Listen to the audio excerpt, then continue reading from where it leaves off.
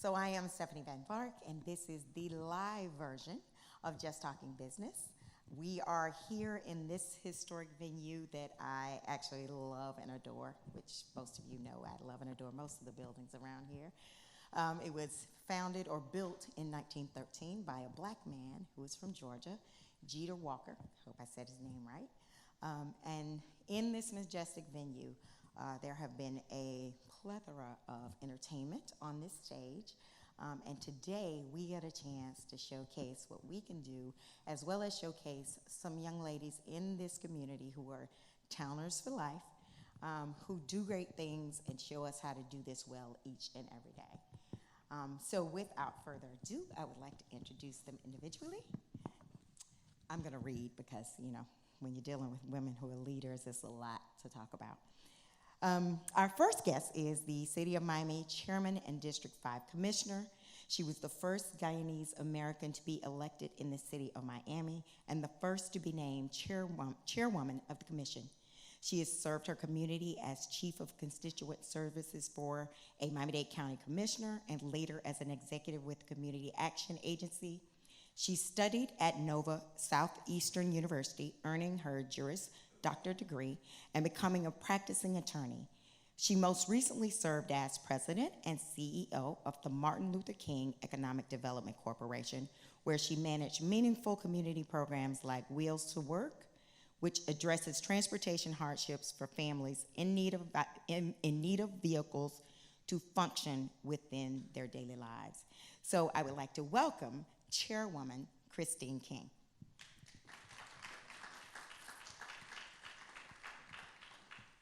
Thank you.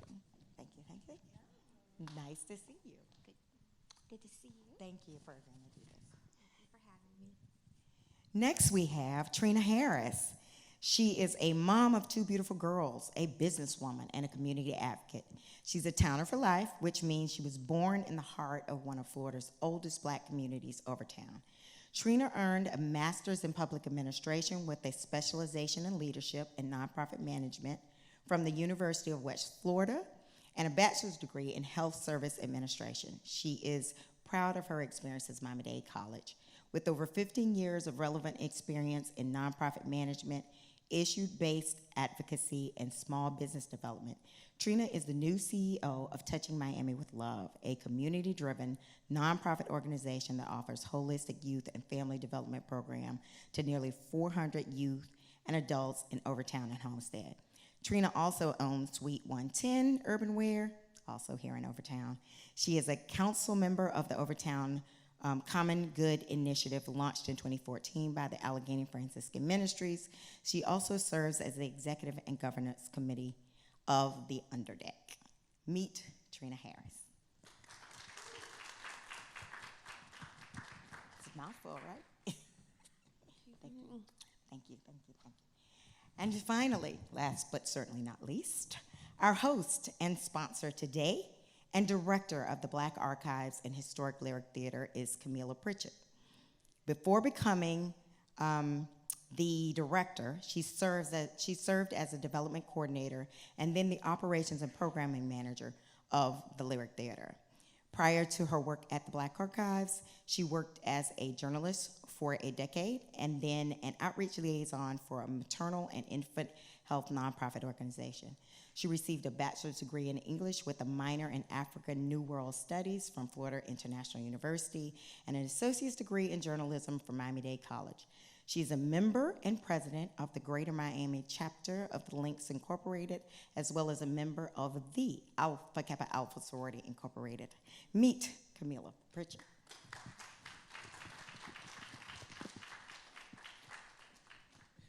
you doing? Thank you, ladies, so much for agreeing to join us. So if anyone has seen the show, you know it's about entrepreneurship.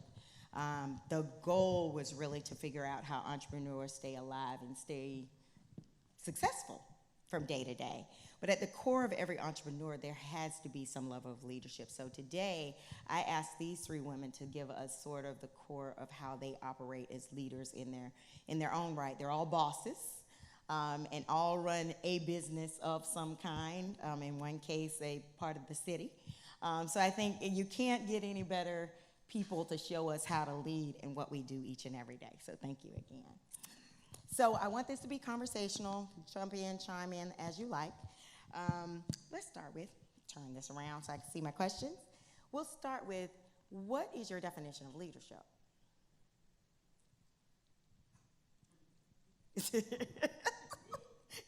Okay, I'll start with that. I'm also an entrepreneur because I have my own law firm. Okay. And it's a solo practitioner. I had to lead myself. How do I guide myself? And I think if I had to sum up leadership and leadership skills, the first thing I would say is that I lead with empathy and being nice. Because when you're responsible for other folks and what you do, no one likes a tyrant. And I don't think any business thrives with a tyrant at the helm. So I try to treat everyone the way I would like to be treated. And more importantly, I try to treat everyone the way I would have them treat my mother. Because that's what kind of keeps me in check. What am I saying? Can I say this with my mom standing right next to me? Am I treating someone the way I would want someone to treat my mother? And that's kind of my guiding principle to leadership. I don't know if that's a very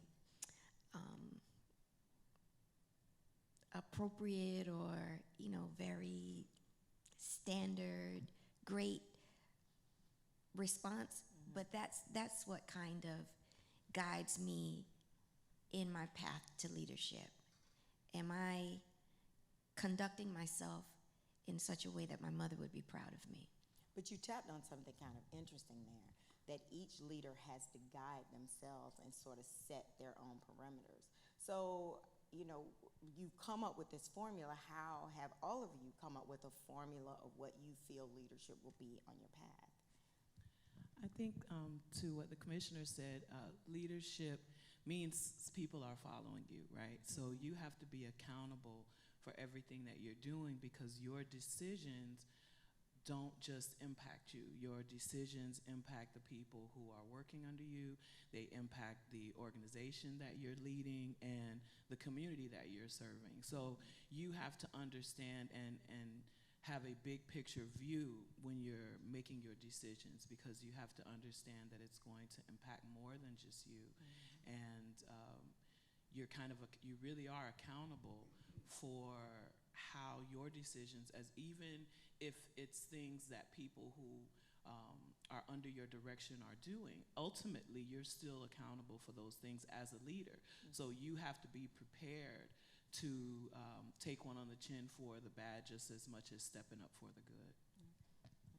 I agree with that. For me, I think it's being able to just show up. Because as a leader, you have to show up, and you have to show up for people, and you walk alongside of people as a leader. Being able to be vulnerable in your state of leadership is key for me. And being able to share kind of my story in my leadership has allowed me to be able to connect with the people who I'm walking alongside, of whether it's ministry or business, has been key for me. Well, you mentioned vulnerability. That's probably one of the things that women are often credited for, and then in some cases dismissed for. Entrepreneurship, leadership is generally a man's game. How do you manage that? Have you found that you are experiencing challenges because of your gender, and how are you able to maneuver that in a way that is respectful, but at the same time very clear? I'm the boss. I wouldn't necessarily say I manage it. It's something that exists pretty much, when you get to certain levels, there are more men than women, but I feel like when you walk in the door and you're confident, you know what you're talking about, you're passionate about what you're doing, if the men in the room are of integrity, then you'll be respected. If they are not, then I'm not concerned with those men. I'm concerned about the task at hand. And I think that when you know what you're doing and you feel comfortable and confident enough in articulating that, then you are demanding respect. So that's, if there is management to it, that's how I manage myself, which is just to know that I know what I'm talking about, be open to interacting with others at the table in a way that is professional, and holding everybody to that same standard. Yeah, I don't see it at this point of my life as a barrier in managing it. I look at the women that are on this stage today and the levels that we've been able to rise to. I look at the CEOs and the business owners in the audience that are women that are still rising tall and being able to knock down barriers each day without worrying about what the male dominance is at stake. So I think that is something that I don't manage. I don't make it a priority to think about at this point. Well, I remember the first time that I realized the male dominance was in the courtroom. We'd have motion calendar, and I remember sitting in the courtroom and looking to my right and looking to my left. I was the only woman, not the only black woman, the only woman. And then I noticed that it was predominantly white males. There was one black male attorney. And I said, damn. I'm the only woman sitting here. But it didn't bother me because I had what they had. I had a law degree. I was admitted to the Florida bar just like they were. And I was working because I was in the courtroom working. But that moment for me crystallized there is a difference, and I am in a male-dominated career. But as long as I knew what I was doing, I was making a proper argument, and I was doing good work for my client, it didn't bother me. But I was also a solo practitioner, so I didn't have to compete, I would say, in a firm against men. I didn't have the cutthroat experiences that you sometimes hear of. But I've also learned that we don't have to compete against anyone. We compete maybe against ourselves, that, I hold myself to a certain standard, and that's who I'm competing with. I'm competing with a standard that I have, not against any male or any female for that matter. And I have achieved a level of success that not many women have, but not because, again, I'm the smartest person in the room, because I'm not, or not because I've done anything extraordinary. It's because I do what I love, and that is evidenced through good work, because I've been fortunate in my career to do what I love. I love practicing law. I love serving the community, and I love being a public servant now. So I wake up every morning and I'm happy. And I think that propels me where I'm not competing. Like when I was running for office, the field was quite crowded, and I never looked at a poll, so I didn't know if I was doing well. I didn't know if I was doing not well. I went door to door, and that was my poll. So if I had a great day going door to door and meeting the residents of District 5, I slept well. If I didn't get to go, I felt a little anxious, but I'll be out there again. And that was my guide. So it's not competing, I don't think.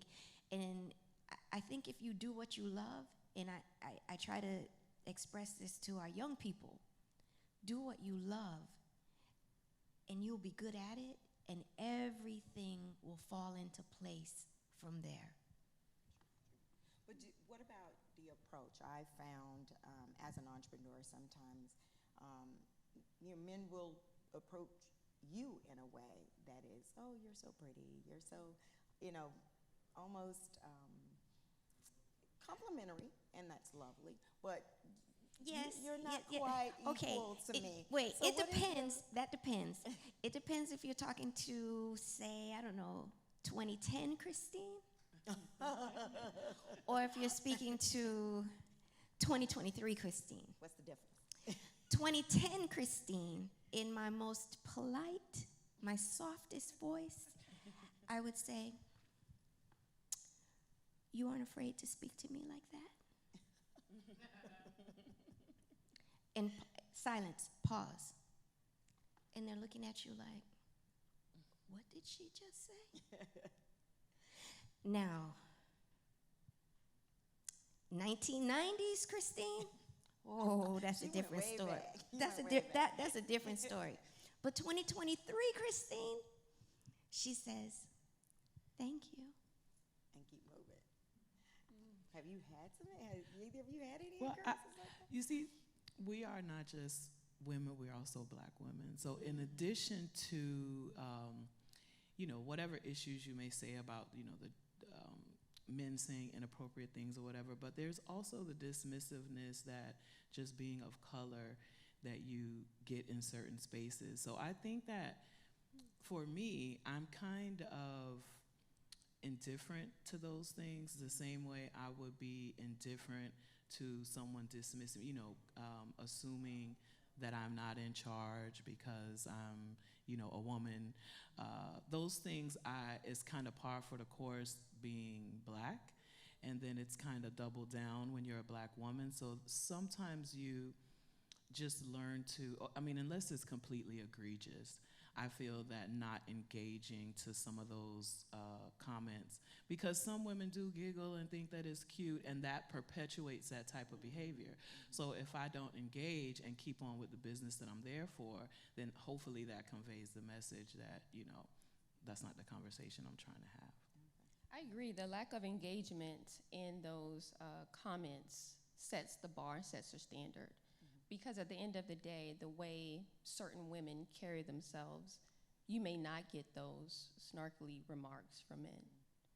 But I can say, too, the early 2000s, a young girl from Overtown, you would have definitely got something a little different. So We're going to have a conversation about these decade people here. That's the next show. So, okay, so let's switch scripts a little bit. I sort of believe that there is a moment in everyone's life where the switch goes on and you kind of know who you are, the trajectory of where you're going. So can you tell me the moment you sort of felt like you were going to be a leader of something? And was it as bold as a situation presented itself and you stepped up, or just the trajectory you were going? How did you know?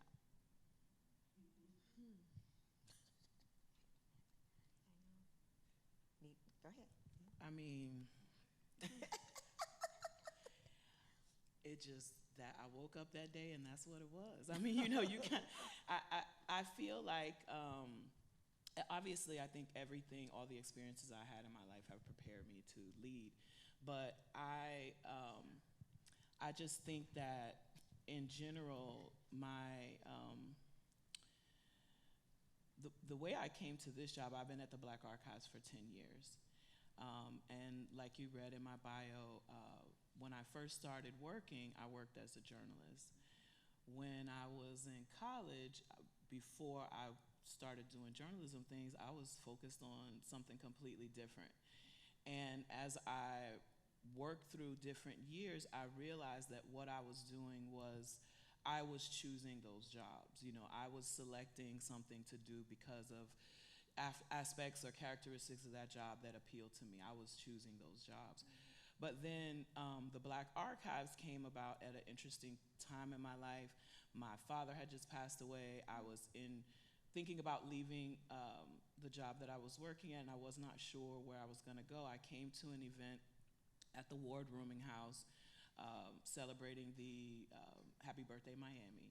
And when I walked in, there was a big cardboard cutout of my grandfather when he was a radio host for WMBM back when it was a public affairs radio station. And I had always known that my grandfather, you know, had previously worked as the editor for the Tropical Dispatch, which was a Black-owned newspaper. And then my grandparents were, you know, they were popular, but I took for granted their role in the pioneer community in Miami. And by being exposed to the Black Archives at that event, it kind of opened my eyes up to a history of Miami that I had lived among, but totally not known about.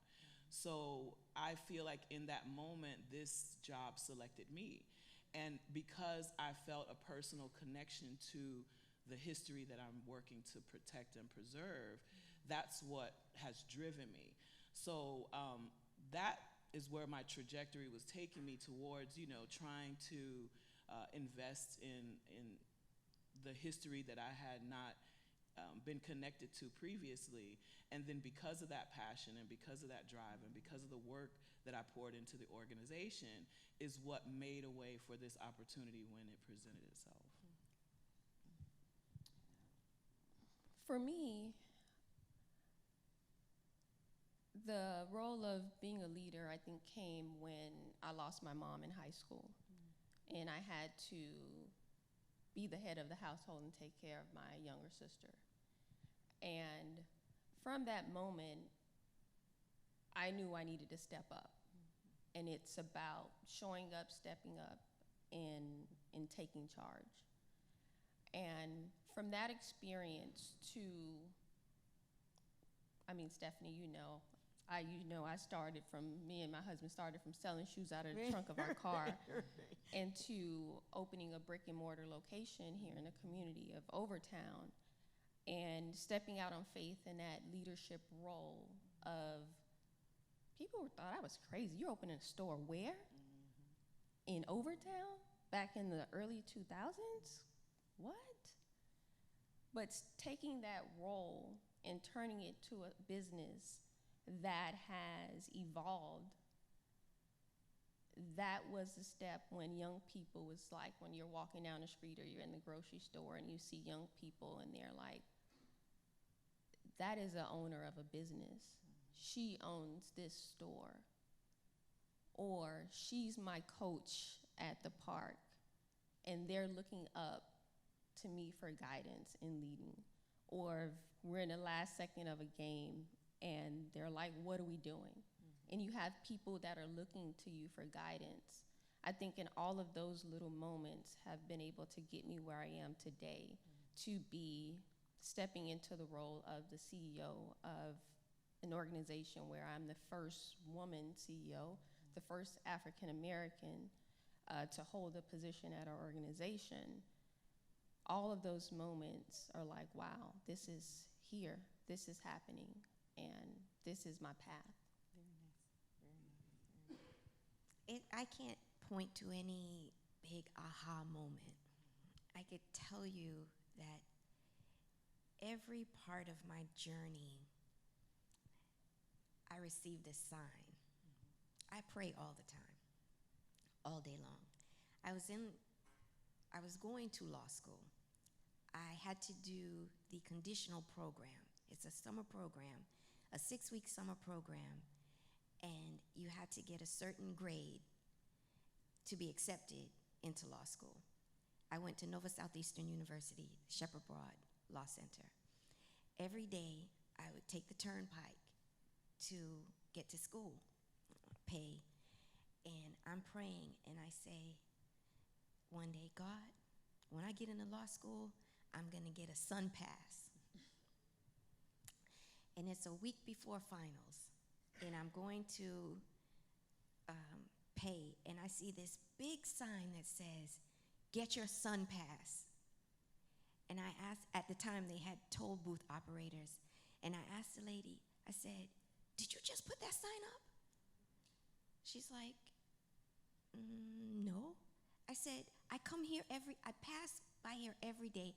I've never seen this sign. And she says, "No." Put my money, and I drive, and I say, "Thank you, God," because I knew I was going to pass that course, and I was going to law school. And that's how my life really has unfolded. When I worked for a Miami-Dade County commissioner, I called the commissioner. He had just gotten elected, and I called him and I asked him what was he going to do about cleaning up our community as he had promised. He asked me to make an appointment, come and meet with him, and he said, "Would you consider volunteering and helping me?" And at the time, I had time on my hands, and I said, "Sure." I volunteered, I cleaned up lots, I got abandoned cars picked up, and he offered me a job. It's just how my career, my journey has unfolded. I remember I wanted my son to go to PACE, and I said, "God, I need to make a little bit more money, and I'd like to be a professor."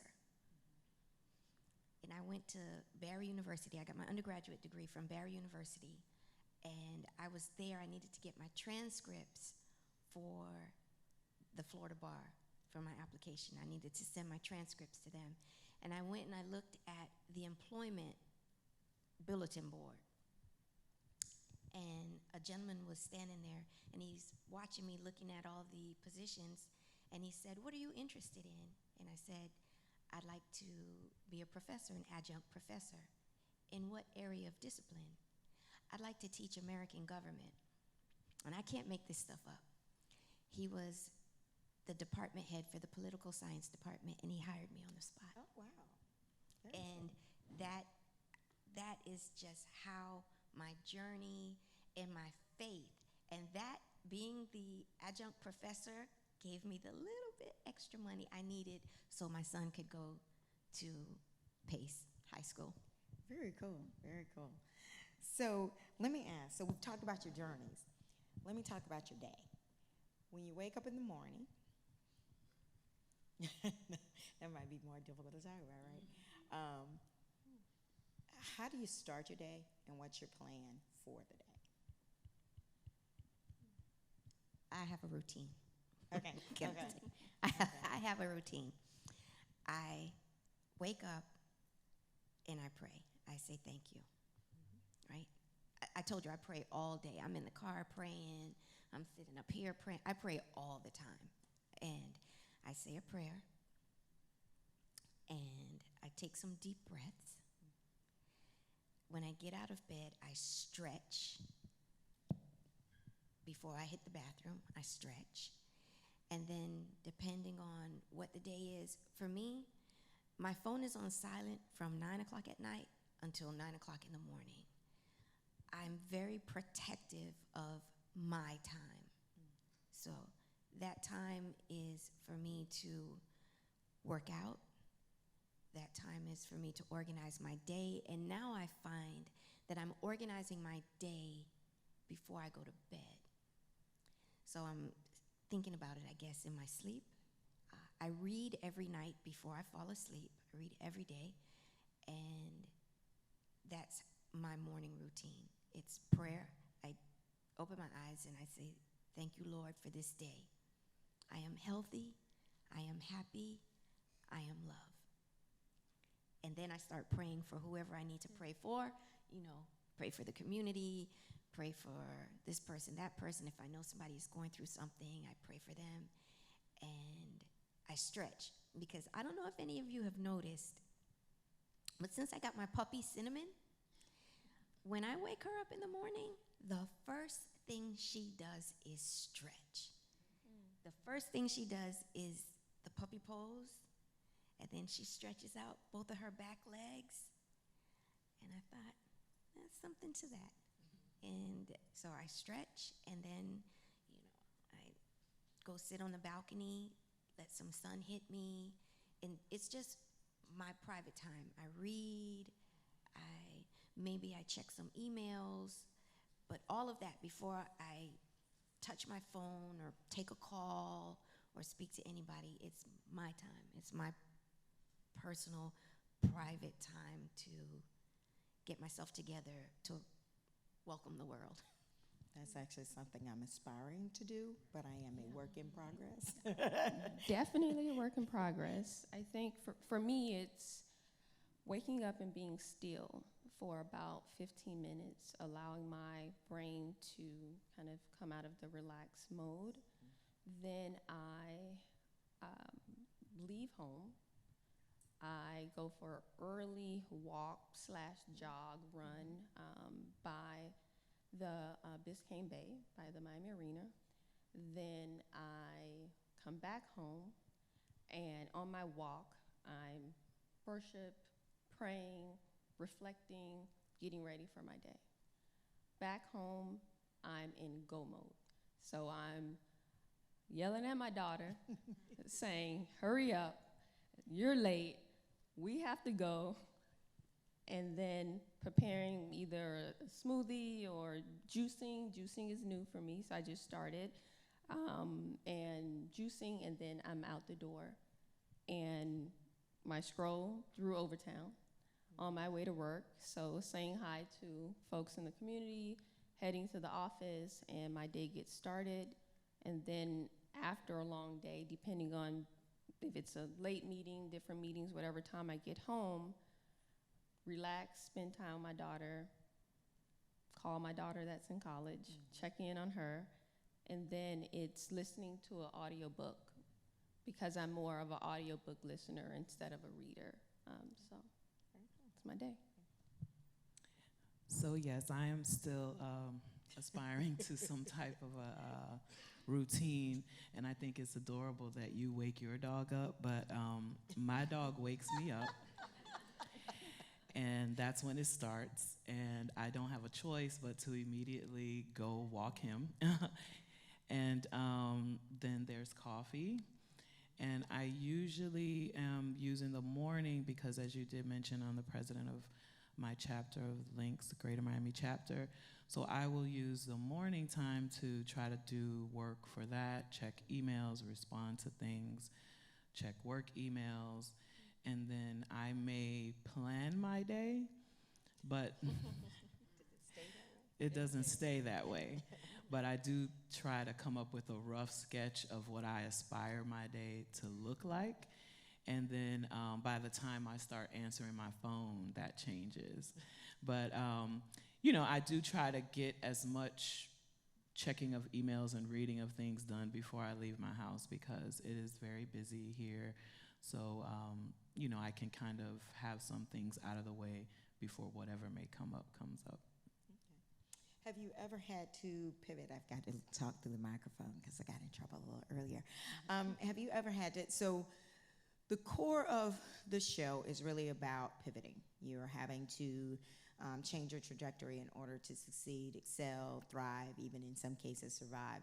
Can you give an example of when you've had to pivot in your life along your journey professionally, and what was that like? How did you go about accomplishing your goal of getting where you need to be? I think I had an early on pivot right out of, I thought I was going to the military right out of high school. And in my last physicals, I found that I had a heart murmur. So I wasn't able to go to the military. So at that time, I didn't apply for any colleges, any universities. And I stayed local and attended Miami-Dade College, which was an amazing experience and set me on a path. But that was a pivot for me because it wasn't what I was expecting. I was expecting to be a nurse, an RN in the Army, and then travel. I did continue with healthcare administration, but then I had a bigger pivot. Once I started volunteering, working with children, that changed my trajectory. I end up leaving my full-time hospital employment, working in the blood bank, to working part-time with Parks and Recreation, City of Miami. And that put me on a course to serve children and youth in the community of Overtown. And through that journey, it changed my trajectory that now I'm able to serve more children and youth, not only in Overtown, but in Homestead, in the communities to really uplift young people. So leaving one field to the next was definitely a pivot for me. And I'm grateful for that. It's allowed me to impact the lives of many, and it's been impactful for me as well. You found where you're supposed to be. Well, I mentioned, I touched on before, I had started out in journalism, and I really liked journalism, but to be honest, I was writing at the late 90s, early 2000s, and my salary was very low. And it was the job that I transitioned to from college. I had been writing when I was in college. And when I graduated, I was doing entertainment writing. So it was fun having the press pass and going out. But then, I became an adult and had to take over my own bills. And, that cute salary wasn't cutting it. And so I really just made the pivot to working at this maternal infant and health nonprofit called Healthy Start, because I had a friend who worked there and I needed to make more money, which is still laughable that I went to a nonprofit to make more money. But I still wanted to do something I was passionate about, and I really enjoyed working with that demographic, with new mothers or expecting mothers, and doing health education in the community. I thought it was very important. But the leadership there was horrible. It was a stressful, very, very stressful job. And my father passed, and one of the things that, he talked to me about before passing was, finding something that I really was gonna enjoy to do. He knew that that job was miserable. He said, you have the rest of your life to work. You need to make it something that doesn't feel like work. And I didn't know what I was gonna do, but I went to a staff meeting, and as a director, I would not suggest anybody leave their job in this way, but we went to a staff meeting, and the man was just standing there just on a roll talking about how, basically horrible everybody was, and you should be glad you all have jobs. And it was just like one of those moments where you just have clarity, like, why am I here? And after that day, I didn't return, and like a couple weeks later, when I said I went to that event where I saw my grandfather's cutout, I had spoken to Dr. Fields, and she was talking about the potential of the organization getting a new grant where they would be able to bring on new positions. So I quit my job on like a Tuesday, and Tim Barber, the former director here, called me in for like the next week, Thursday. So I still had like a check coming from the last job, and I just was like, well, because my mom put it in my head, don't leave, you don't leave a job until you have another job. That was like insane. Right. But, I felt propelled by my father. Like, well, my dad said I need to be happy, so we're going to figure it out, He going to So make you had a way. Hollywood moment is what you had. And it happened. I will say, I think he was looking out for me because he knew I would do crazy, erratic things like that. And he's like, I'm going to just let you slide on this one. And it ended up happening where I got the job, like a week later, and it worked out. And I came to the Black Archives and just fell in love with the work, fell in love with the history and the community. And that was pretty much the biggest pivot, because I feel like this is where I'm going to be. And you tapped on something pretty interesting. You talked about how the leadership was really horrible, and I think we've all experienced a bad boss or two. As the I tapped on something, didn't I? As the leader, who are some of your influences to maybe leaders you've had in the past that have helped you craft the leader you are today? And I'm going to ask you to do your own report card. How well do you think you're doing? Well, I didn't have a big pivot moment. I think the big pivot moment for me in my life was the year I took off to be a full-time mom. Okay. Like, I could not do what I'm doing now if my children were little. So I was very involved in them, with them.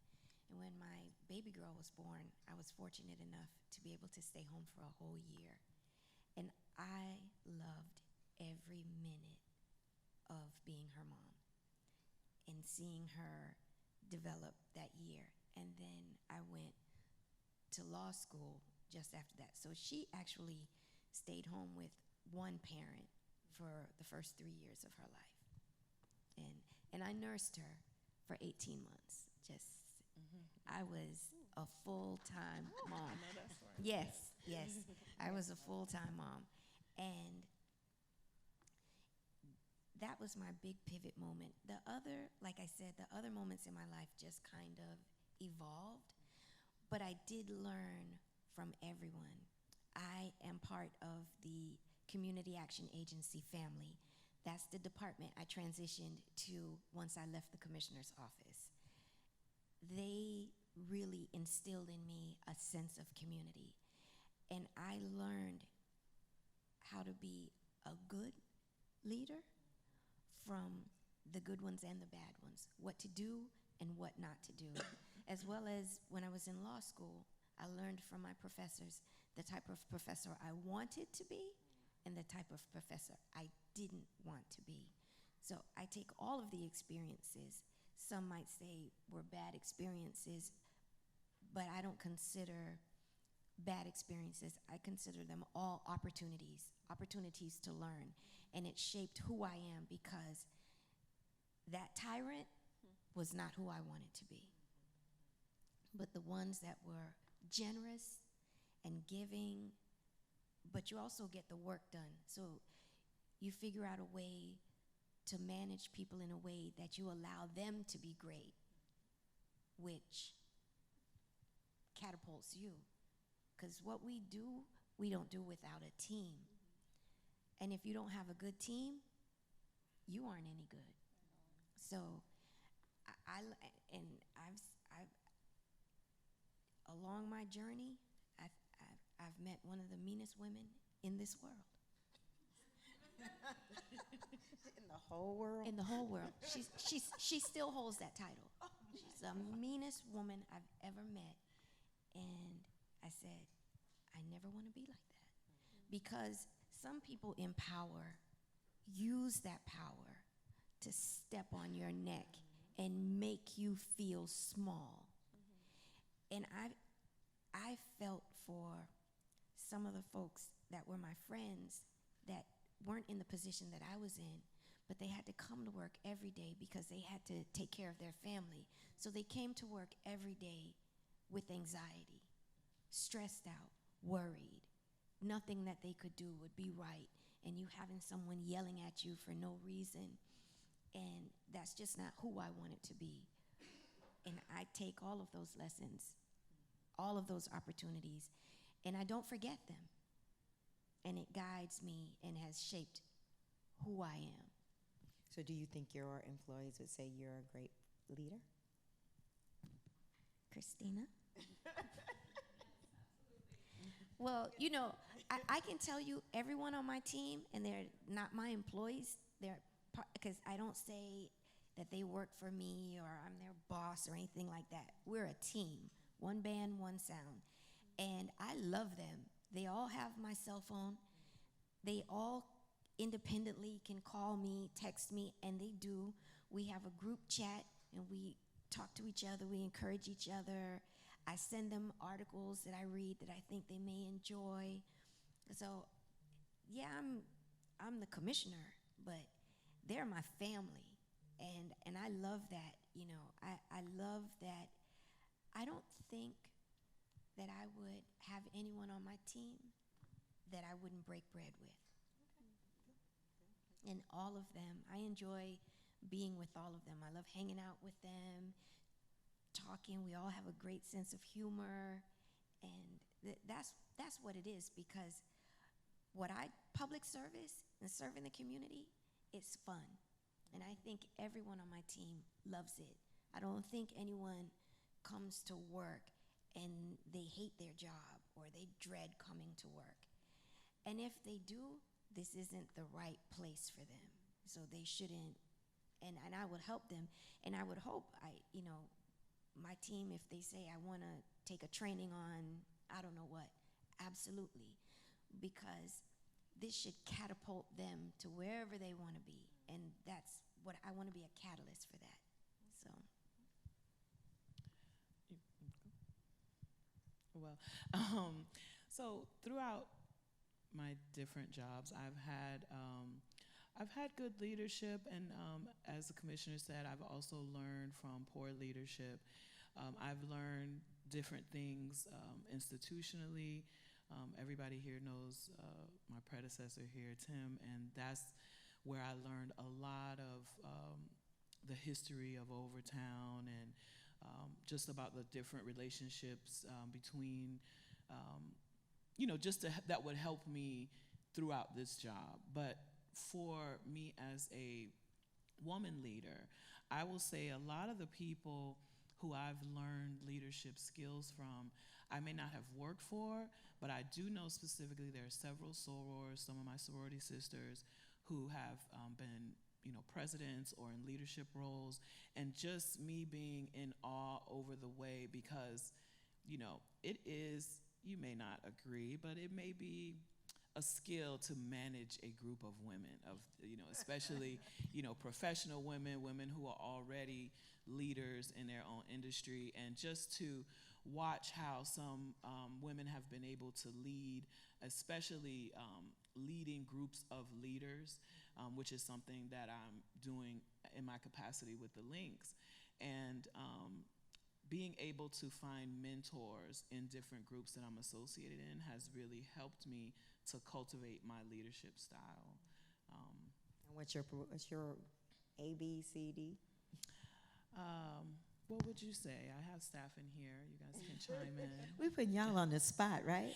We putting y'all on the spot. No, I mean I feel like I have a great relationship with everybody that works at the Black Archives.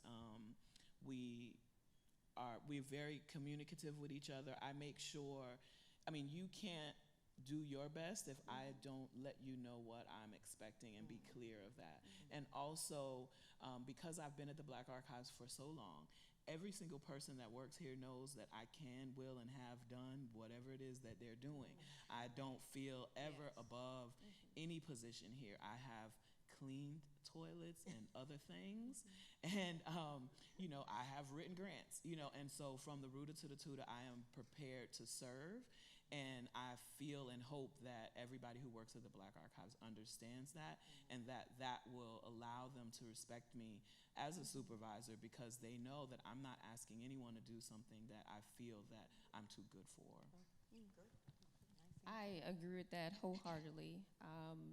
For me, growing through my organization, I was promoted 6 times into where I am now. And I started at different levels. So when you're plunging toilets and figuring out kind of why it's a leak and the kids have broken something, you have to get in it.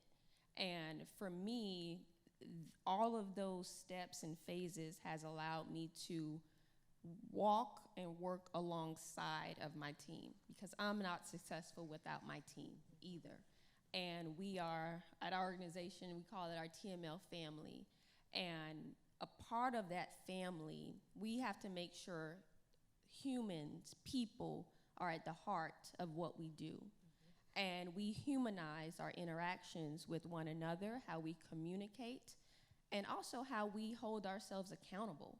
Because at the end of the day, as a leader, you have to make sure the level of accountability, not only for yourself, for your teammates and building them up, is key, because we would never want to do a disservice by the people who are under us by not holding them to a standard or to a level of accountability, because we're setting them up for failure. And we would never want to set up people that we're training up and growing up for failure. So for me, it's one of those things where I've learned of things that I would never want anyone to do to me as an employee. And I hold that heartily, never demeaning or disrespecting anyone or making someone embarrassed in public by talking to them in a demeaning way. I've witnessed those things on jobs, and it's horrible. And as a leader, that is something that will never take place under my watch. And if it does happen by someone else on the team, that will definitely be reprimanded. But we have to understand that people are human, and we all have lives, and we have expectations for ourselves, and failure does happen. And one of the big things with my team is that if they don't make a mistake, that means they're not trying hard enough.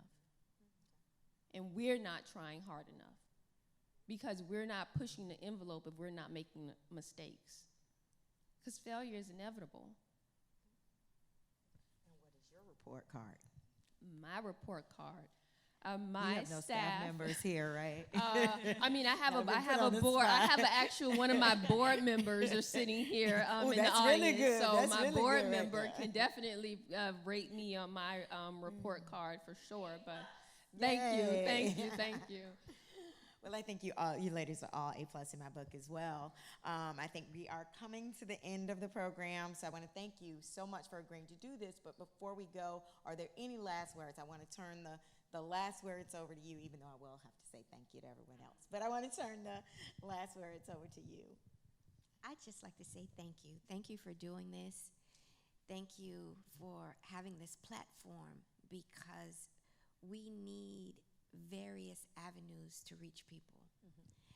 And it is inspiring if you just touch one person by doing this.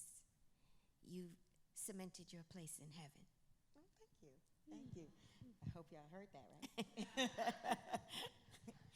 I agree. I mean, Stephanie, you've seen me grow up through this in this community, and I appreciate the way that you've been able to help me share my story.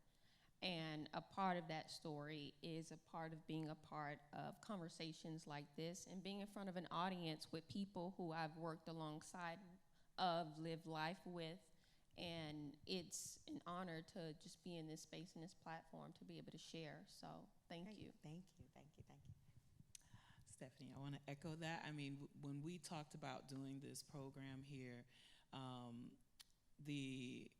the reason why I think it's important is because really, although, yes, we are women leaders, we're not unicorns. I mean, if you look in the audience right now, you have Celia, you have Nicole, I can't see, but there, we have other females who are leading, who Miss Jackie Bell. Oh, okay, Miss Jackie Bell. See, I can't see. That's why I don't call names. But and people who are leading in the community, who have led in the community, and we're here. And so hopefully this conversation will not only amplify our voices, but it will encourage other women to take that step forward, to continue to pushing forward, because there are opportunities for you, there are spaces for you, and we're here holding those spaces. Thank you so very much again for agreeing to do this. I think, and I hope, I know I learned a lot. I kind of privately do a lot of this for myself so I can learn stuff. So I hope the audience did as well, and we will be, this was recorded, so we will be sharing this on 3 different platforms, I believe. So I thank you to our guests. Thank you to the audience for coming. Again, I think there were a couple of names thrown out, but definitely for ladies whose shoulders we've had to stand on in order to be leaders. We couldn't have done it without you. As well as, and again, Ms. Bell is an example of that. Again, I want to say thank you for this extraordinary venue. It is really a gem in this community, has always been. I look at it as the anchor for all things that's going to be happening. So please, I encourage everyone to come back to do everything you can in this venue. It is extraordinary. I'd also like to thank our sponsors, again, the Black Archives and the Lyric Theater, the City of Miami. I want to really say thank you for that. The Southeast Overtown Park West Community Redevelopment Agency. That's a mouthful, right? I'm so used to saying CRA, but I want to thank them very much for their support. I want to thank Rory Lee the county, Miami-Dade County, yes, because they have been very supportive of what we do here in this community. And my friend Jennifer, for the breadsticks that she offered to everyone. Please take some with you. They are amazing. But also for being a supportive friend and sponsor as well. And to all my other friends in the audience, I do appreciate you for being here. So thank you so much, and I will see you all soon. Have a great day. Thanks for coming out.